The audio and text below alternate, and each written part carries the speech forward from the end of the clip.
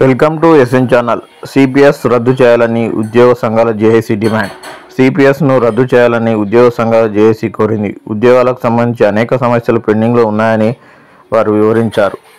శుక్రవారం నాంపల్లిలో టీఎన్జీఓ భవన్లో ఉద్యోగ సంఘాల జేఏసీ తొలి సమావేశం జరిగింది. ఈ సందర్భంగా అన్ని సంఘాల నేతలు కలిసి 27 మందితో జేఏసీ స్టీరింగ్ కమిటీ ఏర్పాటు చేశారు. పలు తీర్మానాలను కమిటీ ఆమోదించింది. అనంతరం ఉద్యోగుల జేఏసీ చైర్మన్ మారం జగదీశ్వర్, జనరల్ సెక్రటరీ ఏలూరు శ్రీనివాస్ మాట్లాడుతూ సిపిఎస్ రద్దును డిమాండ్ చేస్తూ సెప్టెంబర్ 1న నిరసనలు చేపడతామన్నారు. అమరవీరుల స్థూపంతో పాటు జిల్లా కేంద్రాల్లో నిరసన కార్యక్రమాలు నిర్వహిస్తామని తెలిపారు. మేనిఫెస్టోలో ప్రకటించినట్టుగా కాంగ్రెస్ సర్కార్ సిపిఎస్ను రద్దు చేయాల్సిందేనని డిమాండ్ చేశారు.